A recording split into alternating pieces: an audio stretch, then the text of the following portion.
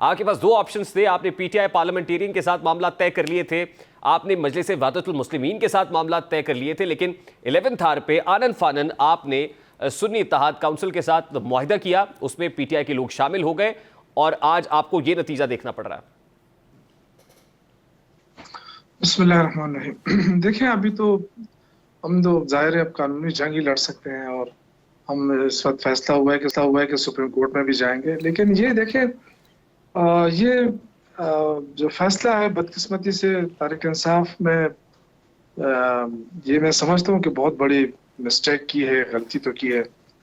अब ये गलती जो है ये मैं तो तस्लीम करता हूँ कि अगर क्योंकि मैं तो कानूनी बंदा नहीं हूँ, लेकिन अगर कानून में ये चीज़ है कि कोई जुमात जो पार्लियामेंट में के अंदर ना हो और वो उसका सहारा लिया गया है, तो ये क्यों लिया गया है अगर ये बात है? क्योंकि अभी तक तो ये कह रहे हैं कि जी आइन में ऐसी कोई बात नहीं है, लेकिन अगर नहीं है तो फिर पेशावर हाईकोर्ट ने फैसला क्यों नहीं दिया है?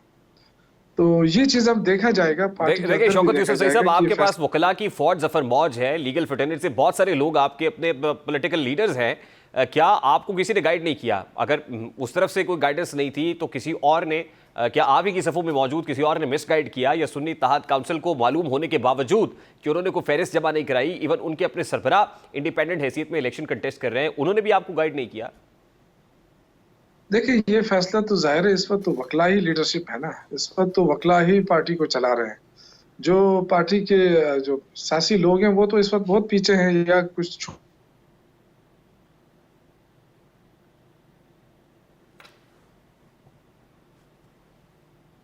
तो जाहिर है वकला ने सोच समझ के फैसला किया होगा, और अगर ये फैसला गलत है तो फिर इनको खुद ही सोचना पड़ेगा कि ये फैसला उन्होंने क्यों किया और किसने किया ये। तो मेरे ख्याल से, क्योंकि देखिए आज पीटीआई की कोर कमेटी का इजलास था, उसमें आइडेंटिफाई नहीं किया गया, और अगर आप मौजूद थे या आपको खबर है तो मालूम पड़ा है कि वहां पर हामिद रजा साहब जो सुन्नी इत्तेहाद काउंसिल के सरबराह हैं, वो भी खासे बरसे हैं कुछ लोगों के ऊपर, कोई तल्ख कलामी भी हुई है। देखिए, मैं ये अर्ज कर रहा हूँ ना कि चूंकि वक्त ऐसा था ना कि उस वक्त जो पॉलिटिकल लीडर्स थे, हमारे खिलाफ केसेस थे, हम सारे अंडरग्राउंड थे, और जो फैसले हुए वो उसी लीडरशिप ने किया जो उस वक्त वो आज़ाद थे या उन पे कोई केसेस नहीं थे या वकला थे, और उन्होंने ये फैसले किए। अब ये फैसले उन्होंने किस बुनियाद के ऊपर किए हैं, जाहिर है वो खुद ही इसका जवाब दे सकते हैं। लेकिन अगर ये ऐसा किया है कि उनको पता था और ये हुआ है, तो ये मेरे ख्याल से पार्टी के साथ बड़ी ज्यादती की तो होगी। क्या समझा जाए सर, हाउस इन ऑर्डर नहीं है इस वक्त पीटीआई का? देखिए, मैं समझता हूँ कि उस वक्त जब ये फैसला हो रहा था तो उस वक्त देखें दो चीजें हमसे हुई ना। एक तो आपको याद है कि बल्ले का निशान था, वो चला गया, तो उसके बाद फिर दूसरा निशान दिया गया कि जी ये निशान जमा कराएं। तो इतनी जल्दी जल्दी में मेरे ख्याल से plan A, plan B, plan C होना चाहिए था उस वक्त हमारे पास। लेकिन मैंने जैसे कहा कि हमारी लीडरशिप सारी अंडरग्राउंड थी, तो उस वक्त जो अवेलेबल लोग थे वो ज्यादा सियासी नहीं लेकिन थे। शौकत यूसुफ सही साहब, इससे बहुत भारी सियासी नुकसान उठाना पड़ रहा है। अभी फौरी तौर पर सेनेट इलेक्शन होने जा रहे हैं, सेनेट में 11 नशिस्तें सिक्योर कर सकते थे, नहीं कर सकेंगे, सिर्फ 6 नशिस्तें मिल सकती हैं, तो बहुत बड़ा नुकसान है ये ईवान बाला के अंदर पीटीआई का। ये अर्ज कर रहा हूँ ना कि पॉलिटिकल मिस्टेक हुई है, जिसने भी की है, मैं तो इसको तस्लीम करता हूँ। जाहिर है मैं ये बात कर रहा हूँ तो बहुत सारे लोग नाराज भी हो जाएंगे, लेकिन ये ज्यादती हुई है पार्टी के साथ, क्योंकि ऑलरेडी हम कम केसेस में मुब्तला रहे हैं। अब ये इस चीज के पीछे हम अब एक अदालत में, दूसरी अदालत में, हमें बर वक्त फैसला करना चाहिए था, लेकिन ये कि सोच समझ के करना चाहिए था ना। क्या हम कोई प्राइमरी स्कूल के बच्चे तो नहीं? मैं सर यही पूछना चाह रहा हूँ ना कि अगर हाउस इन ऑर्डर नहीं है, फैसले किसी और के हाथ में हैं, वो लीगल लोग जो मामलात समझते भी हैं, आईनी और कानूनी मामलात, लेकिन फिर भी डिसीजन मेकिंग ठीक नहीं है, पॉलिटिकल डिसीजंस नहीं कर पा रहे हैं, तो फिर पीटीआई को सोचने की ज़रूरत है। और अल्टीमेटली डिसीजंस कौन ले रहा होगा पीटीआई के अंदर? क्योंकि आपकी सफ़ों में बड़े ऐसे लोग भी हैं जो पार्लियामान के अंदर रहे हैं, पॉलिटिकली चीज़ों को बड़े अच्छे तरीके से हैंडल कर सकते हैं। अली मोहम्मद खान है, असद कैसर है, आप खुद करते रहे हैं, लेकिन अभी भी चेयरमैन बैरिस्टर गौहर खान है, तो कौन फैसला करेगा? This is the high time कि जब कुछ चीज़ों को थोड़ा सा स्ट्रैटेजी को रिवाइज किया जाए, देखा जाए। देखिए, हर कोई डरता है, हर कोई अपने उससे कि भाई मैं कोई ऐसी बात कर लूं तो शायद मेरे खिलाफ कोई एक्शन हो जाए, तो शायद इसलिए कोई बात नहीं कर रहा है। लेकिन वैसे मैं कह रहा हूं कि बैरिस्टर गौहर बड़े जान दीदा बंदे हैं और मेहनत भी कर रहे हैं, लेकिन देखिए सियासत और वकालत अलग चीज होती है। ठीक है, वो लोग एक साथ समझते हैं, लेकिन हो सकता है किसी और ने ये मिस्टेक की हो, लेकिन हुई है, ये मैं तस्लीम करता हूँ कि गलती हुई है। अब किसने की है, कैसे हुई है, इस पे जरूर सोचना चाहिए ताकि दूसरी गलती ना हो। अगर एक गलती हो गई है तो दूसरी गलती नहीं होनी चाहिए, क्योंकि हम तीसरी गलती पे जा रहे हैं। एक गलती तो ये हुई कि हमने कौन सा टिकट जमा करना है, वो उस वक्त बड़ा मतलब वो था, कोई बताने वाला भी नहीं था। और अब ये दूसरा चांस है कि ये हो रहा है, तो मेरे ख्याल से अब मजीद गलतियां नहीं होनी चाहिए। तहरीक इंसाफ एक बहुत बड़ी पार्टी है और वर्करों की पार्टी है, और इसमें लोगों ने कुर्बानियां दी हैं, और लोग इसके 96 से इससे वाबस्ता लोग हैं।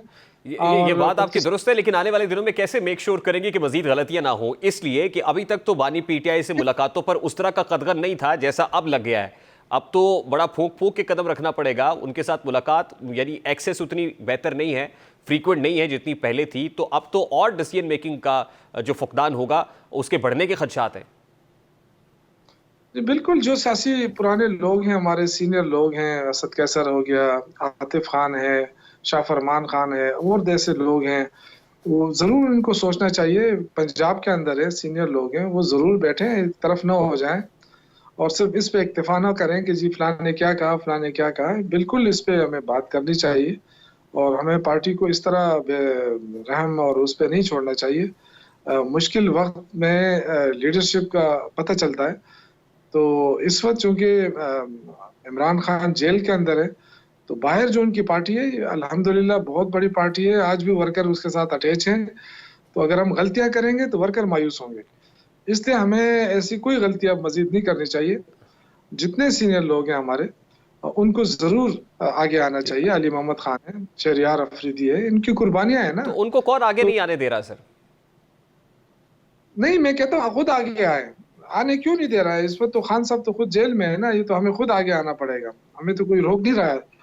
लेकिन ये कि हमें मजीद में आज मुझे बड़ी मायूसी भी हुई है, और मैं इसलिए ये बात कर रहा हूँ कि हमें ऐसे कोई डिसीजन नहीं लेना चाहिए जिससे पार्टी को नुकसान हो, और ना हम किसी को डिस्करेज करना चाहते हैं, क्योंकि मुश्किल वक्त में इन्हीं वकला ने हमें अच्छा साथ दिया यूसुफ जई हमारा। साहब, गुज़श्ता रोज अली अमीन गंडापुर की मुलाकात प्राइम मिनिस्टर से हुई। इस मुलाकात के लिए उन्होंने बानी पीटीआई को या पार्टी को एतमाद में लिया था? देखिए, अली अमीन गंडापुर का इशू और है, वो वजीर आला है एक तरफ, पार्टी के सदर भी है। जो उनका स्टेटमेंट आता है वो पार्टी के सदर की हैसियत से आता है, लेकिन जो एक्शन होता है उनका, अब जाहिर है वो वजीर आला है, वो वजीर आजम से भी मिलेंगे, सदर से भी मिलेंगे, वज़रा वफाकी वज़रा से भी मिलेंगे, क्योंकि सूबे के इश्यूज है ना, उन इश्यूज को जाहिर है उनके साथ ही टैकल करना है। हमारे जो बजट का नहीं, लेकिन 80% एक है वो। प्रिंसिपल पोजीशन था ना कि ये मैंडेट चोर हुकूमत है, इनके साथ बैठेंगे नहीं। वजीर आजम की हल्फबरदारी तकरीब में नहीं गए, वजीर आजम केपी पहुंचे, गवर्नर हाउस में थे, गवर्नर गुलाम अली मौजूद थे, चीफ मिनिस्टर नहीं पहुंचे, ऐवान सदर में नहीं पहुंचे सदर की हल्फबरदारी तकरीब के अंदर। तो एक प्रिंसिपल पोजीशन तो ली हुई थी, लेकिन कल मैं तो समझता हूं कि खुशाइंद भी है कि बर्फ पिघलनी चाहिए है, लेकिन ये बर्फ पिघली कैसे है, सवाल मेरा ये है। देखिए, ये पहले से डिसीजन आया था ये डिसीजन पहले से हुआ था कि अली जो है वो बाकायदा जो सूबे के हकूक के हवाले से बात होगी, सूबे के इश्यूज है, उसके लिए वो बाकायदा वज़ीर आज़म से भी मिल सकता है। लेकिन अगर पॉलिटिकल इश्यूज हैं, जिस तरह वज़ीर आज़म अगर सियासी दौरे पे आ रहा है, तो वो अपने दौरा खुद करेगा, उसके साथ हमारा कोई ताल्लुक नहीं होगा। या कोई सियासी एक्टिविटीज होगी जिससे उनका पल्ला भारी नजर आएगा, उससे हमारा कोई अमल दखल नहीं होगा। तो वो सियासी वो अलग है, ठीक। लेकिन अगर सूबे के हवाले से कोई मीटिंग होगी, उसमें यूसुफ वज़ीर जई आला साहब, साहब। लास्टली आज ही प्रेसिडेंट आसिफ अली जरदारी ने अपने एक्स हैंडल से इस मुलाकात को बड़ा खुशाइंद और बारिश का पहला कतरा करार दिया है। क्या इसी मुलाकात से या थ्रू अली अमीन गंडापुर हुकूमत के साथ, अरबाब इख्तियार के साथ कोई इंगेजमेंट हो सकती है, या जिसको मिसाकी मफाहमत कहते हैं, क्या इसको मिसाकी मफाहमत की तरफ को पेशकदमी कहा जा सकता है? देखिए, इस तरह की ऐसी कोई बात नहीं है। अब ये जो अली अमीन गंडापुर, ये काफी सीनियर है, और एक दफा वफाकी वजीर रहा है, सूबाई वजीर रहा है, दोनों के सिचुएशन का बेहतर तौर पे उसको मालूमात है, पार्टी का सीनियर बंदा है, तो उसको पार्टी पॉलिसी का पता है। ये किसी से मुतासर होने की भी जरूरत नहीं है, और ना किसी के इस तरह। ये हमारी जो पार्टी पॉलिसी होगी उसी पे वो अमल दरामद करेंगे। और मैंने जैसे ठीक। आपसे कहा कि अब ये वक्त है कि पार्टी को जो है सहारा देने की जरूरत है, क्योंकि पार्टी के साथ वर्कर्स तो खड़े हैं।